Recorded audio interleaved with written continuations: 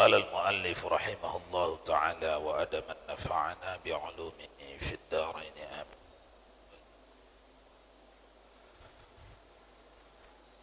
Tuan jemaah salat maghrib Masjid Agung Karimun Akumullah beserta saudara-saudara pendengar Radio Azam FM dimanapun Anda berada.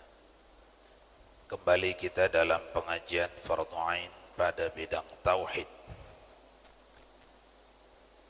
Melanjutkan pada muka surat 57 di bahagian bawah. Dan tatkala selesai, itu ya, tatkala selesai oleh musannif daripada berkata-kata atas aqaid yang bergantung dengan Allah Ta'ala, mengambil ia berkata-kata atas segala dalilnya atas tertib yang dahulu. Tetapi dalil tiap-tiap sifat itu menthabit ia akan dia dan menafikan lawannya. Dan segala dalil sifat ma'nawiyah itu ialah segala dalil sifat ma'ani. Segala dalil sifat ma'nawiyah itu sama dengan dalil sifat ma'ani. Karena ma'ani dengan ma'nawiyah adalah berlazim-laziman. Adanya ma'nawiyah menunjukkan adanya ma'ani.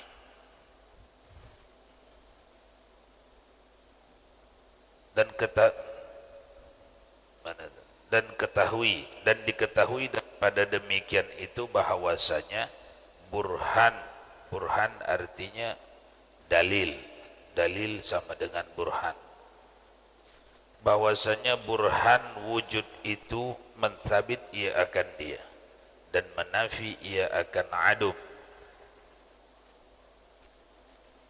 Kalau kita mempunyai bukti, mempunyai dalil tentang wujudnya Allah dengan punya dalil kita, maka sekaligus dalil itu menolak mustahil akan tidak adanya Allah. Itu arti adum.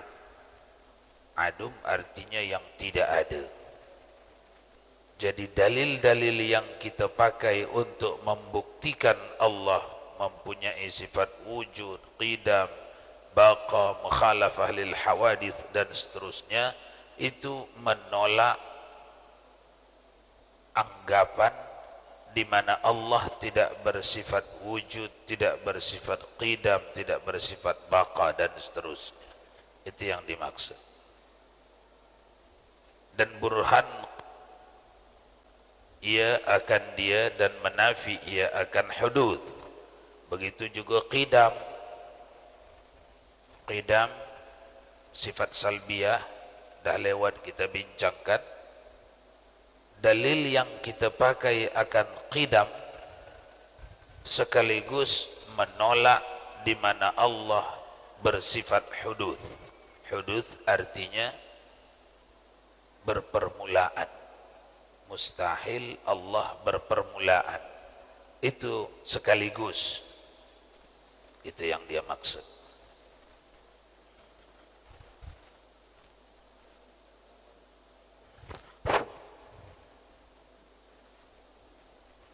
Dan demikian lagi akhir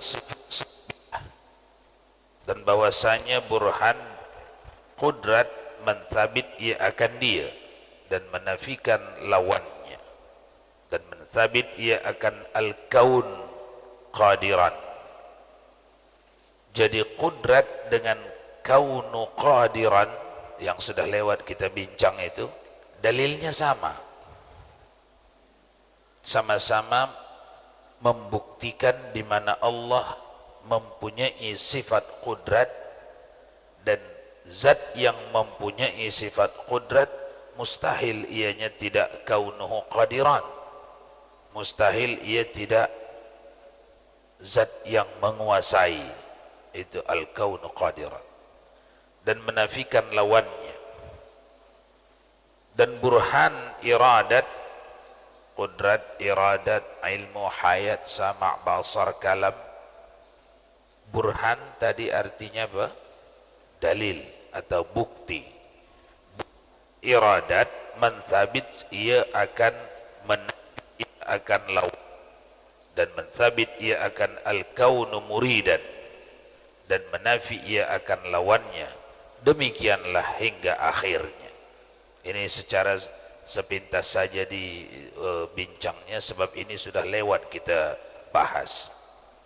Dan karena demikian itu, tiada mendatang oleh musannif segala dalil, segala lawan, dan tiada bagi segala dalil maknawiyah.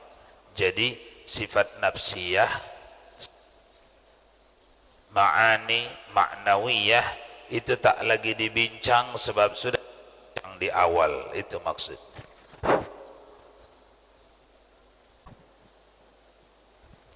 Dan bermula burhan dan dalil bersamaan keduanya. Dikata qil, ia terlebih akhas daripada dalil, karena bahwasanya tertentu ia dengan yang bersusun daripada dua muqaddimah yang yaqin. Ini tuan-tuan membicarakan kalimat kata-kata burhan dengan kata-kata dalil. Itu sama saja katanya, tetapi lebih akhas burhan daripada dalil. Akhas artinya apa?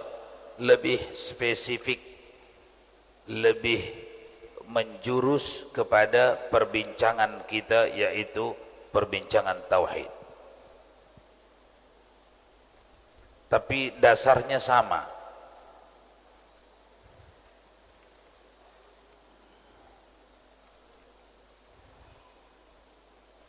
Karena bahwasanya tertentu ia dengan yang bersusun daripada dua muqaddimah yang yakin keduanya bersalahan dalil, maka bahwasanya adalah ia yang bersusun dan yang tiada bersusun, dan qat'i dan zanni, dan ini ialah yang sahih.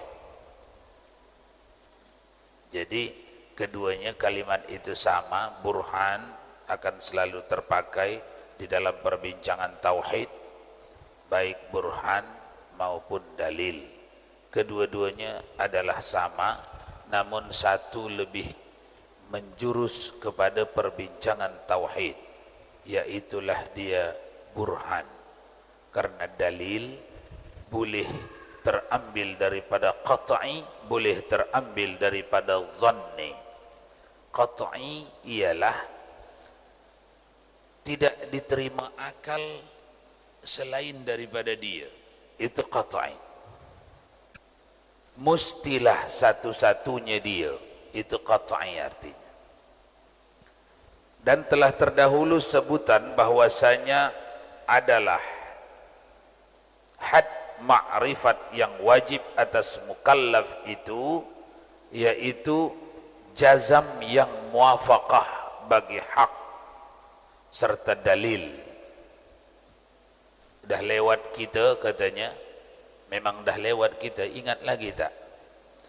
Minimal kewajiban setiap mukallaf. Mukallaf itu apa? Dewasa, berakal sehat, sampai dakwah Islam kepadanya. Itu mukallaf. Dewasa, sehat akal, sampai dakwah Islam kepadanya. Itu mukallaf. Jadi sudah muafaqah, bersepakat seluruh ahli-ahli tauhid dalam memahami perintah Allah di dalam Al-Quran dan perintah Nabi di dalam hadis-hadis, bahwa wajib setiap orang yang mukallaf itu jazam muafaqah bagi hak. Jazam muafaqah bagi hak artinya jazam mahir, tidak samar-samar. Macam mana mahirnya kita 1 tambah 1 sama dengan 2, Itu contoh jazam. Muwafaqah artinya yang kita anut itu mustilah sama dengan yang dianut pendahulu kita, yang dia ambil dari pendahulunya, yang dia ambil dari pendahulunya, mesti sampai ke Rasulullah. Itu muwafaqah. Setinggi-tinggi muwafaqah, itulah dia. Jadi tidak sah tauhid yang kita anut bila tauhid itu tidak pernah dirujuk kepada pendahulu kita, yang diyakini dengan bukti-bukti diambil dari pendahulunya sampai ke Rasulullah. Tak pernah, tidak sah. Jadi wajib memastikan bahawa akidah yang kita anut sudahlah tadi punya dalil jazam, macam 1 tambah 1 pastilah 2. Begitulah yakinnya kita kepada keyakinan kita karena didukung dalil. 1. Yang kedua, mustilah yang kita anut ini muwafaqah, bersamaan yang kita anut dengan yang dianut guru kita. Yang dianutnya itu mesti bersamaan dengan yang dianut gurunya, mustilah musalsalah sampai ke Rasulullah. Itu jazam muwafaqah. Itu kewajiban umat Islam itu. Tugas pokok umat Islam itu belajar akidah yang seperti itu. Itu maksud muwafaqah bagi hak serta dalil. Maka adalah yang telah tersebut itu sunyi daripada dalil, maka tiada dinamakan ma'rifat. Ada keyakinan orang tentang Tuhan, tentang pencipta alam semesta, tapi tak ada dalil yang qat'i, atau dalil yang tidak tabrakan dengan dalil-dalil lain. Tak ada. Yang dianutnya itu sepintas betul, tapi kalau didekatkan dengan dalil-dalil lain tabrakan, itu bukanlah akidah yang sahih.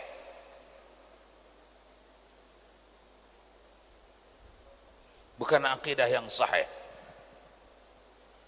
Dianutnya keyakinan bahwa Allah Subhanahu wa ta'ala turun tiap-tiap sepertiga akhir malam ke langit dunia, karena dibacanya ada teks hadis sahih yang seperti itu. Lalu begitulah keyakinannya. Namun bila didekatkan dengan dalil-dalil lain, keyakinannya itu bertabrakan.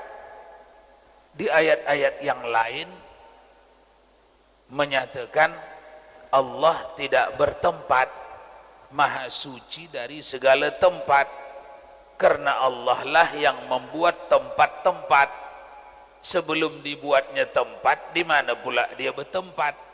Kalau kita anggap dia sekarang bertempat, runtuh keyakinan itu disebabkan dalil-dalil yang lain. Ini tidak dikatakan jazam muwafaqah. Jazam dia punya dalil, tapi tidak muwafaqah, tidak sama dengan apa yang dianut pendahulu-pendahulu kita. Itu maksud.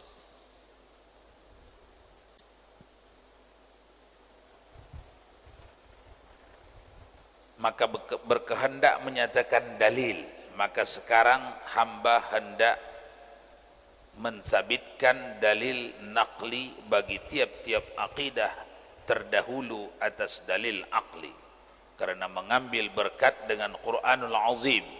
Dan berkata hamba, Adapun dalil naqli yang menunjukkan atas wujud Allah Ta'ala itu seperti firman Allah Subhanahu wa Ta'ala, afillahi syakkun,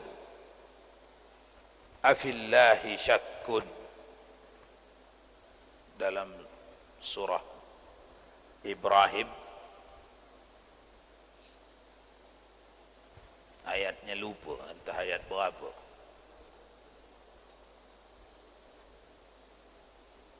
Ayat 10. Afillahi syakkun. Artinya, adakah pada wujud Allah itu syak? Yakni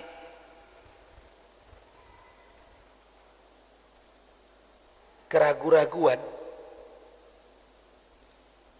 Masihkah kamu ragu terhadap wujud Allah? Itu maksud ayat. Afillahi syakkun. Yakni tiada syak sekali-kali pada ada Allah Ta'ala itu. Itu jawabnya. Tiada syak sekali-kali pada wujud Allah. Kenapa? Nanti di bawah diuraikan dalil akal. Karena sedikit pun manusia memiliki kecerdasan, sudah nampaknya bertaburan dalil-dalil wujud Allah di alam semesta. Mulai daripada yang ada pada dirinya sampai kepada yang diletakkan Allah di bumi, di permukaan bumi, di dalam bumi, di udara, di angkasa, di langit, di mana-mana bertaburan bukti-bukti wujud Allah.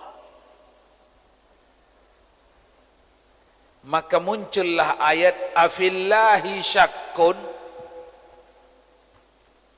Apakah kamu masih ragu? Adakah syak di dalam hati? Itu maksud ayat.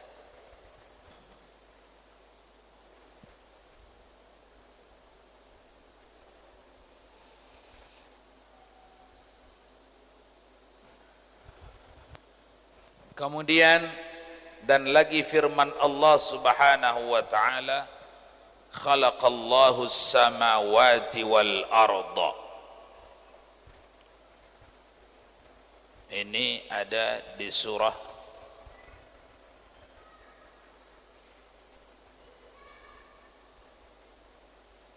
Al-Ankabut.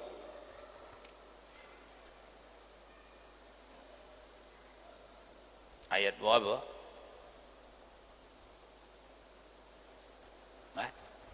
44. Dicatat ya, biar bisa ditengok di rumah. Kelanjutan ayat tu, pangkalnya, ujungnya, agar lebih luas. Artinya, telah menjadikan oleh Allah Ta'ala akan 7 petala langit dan bumi. Maksud ayat, khalaqallahu as-samawati wal arda. Telah menciptakan Allah 7 petala langit dan bumi. Ini dalil qat'i adanya Allah Subhanahu wa Ta'ala.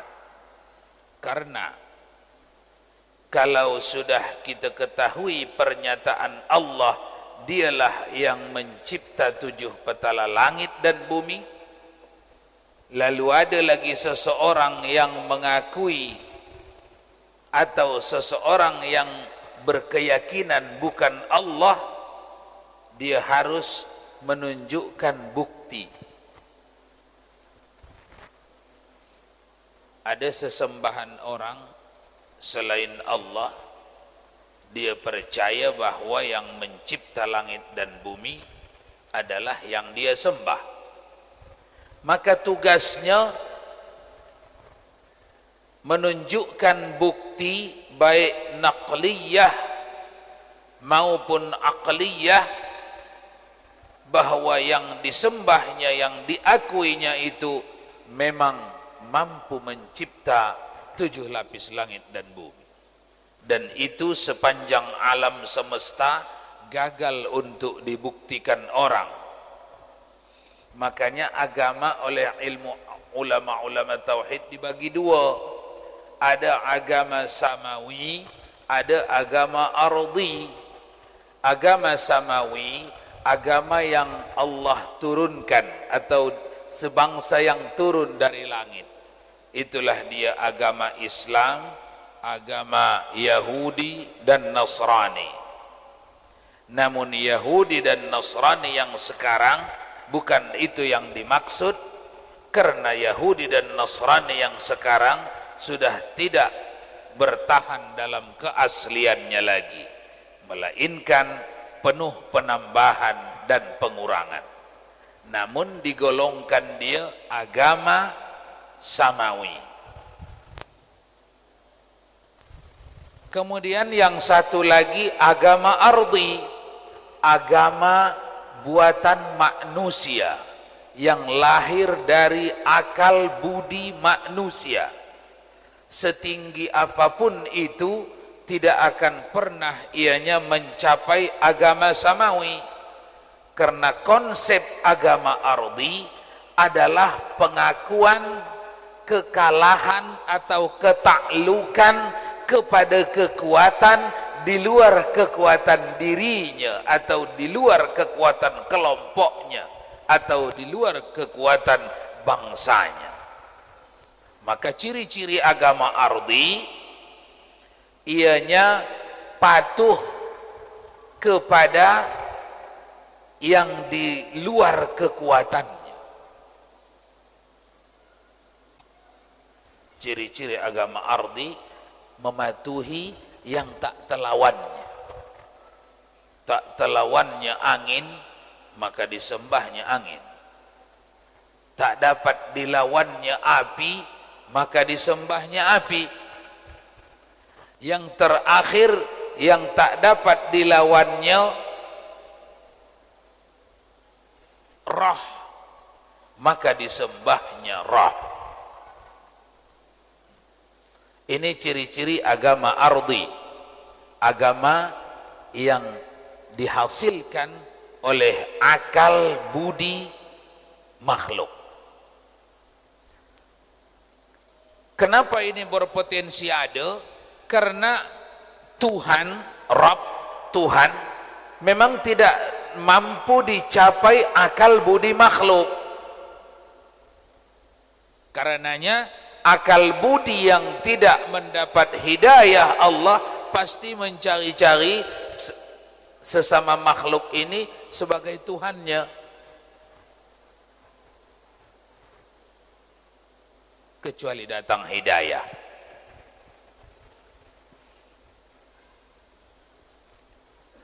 Dan adapun dalil akli, maka yaitu kata musannif, ini masuk kepada dalil akal, menggunakan akal.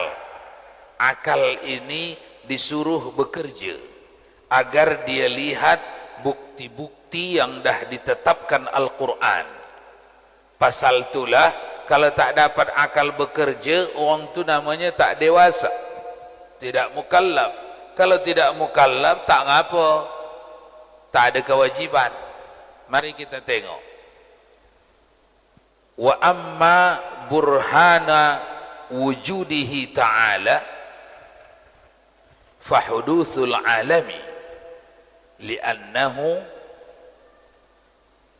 law lam yakun lahu muhdithun bal hadatha binafsihi lazima an yakuna ahadul amrayni al-mutasawiyaini mutasawiyan li sahibihi rajihan alaihi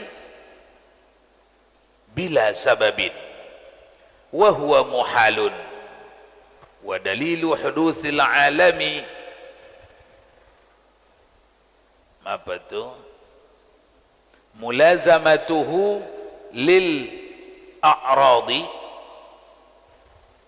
al-hadithati min harakati wa sukuni wa ghairihima wa mulazamatul hadithi hadithun wa dalilu hudutsil a'radi musyahadatu taghayyiruha min adamin ila wujudin wa min wujudin ila adamin. Adapun dalil tanda ada Allah Subhanahu wa taala itu, maka baharu alam ini, karena bahwasanya jikalau tiada ada baginya, yakni bagi alam ini orang yang membaharukan dia, tetapi baharu ia dengan sendirinya, niscaya lazim bahwa adalah salah suatu daripada dua pekerjaan yang bersamaan keduanya. Bersamaan ia bagi tolannya, lagi lebih ia atas tolannya, dengan tiada sebab, dan yaitu mustahil.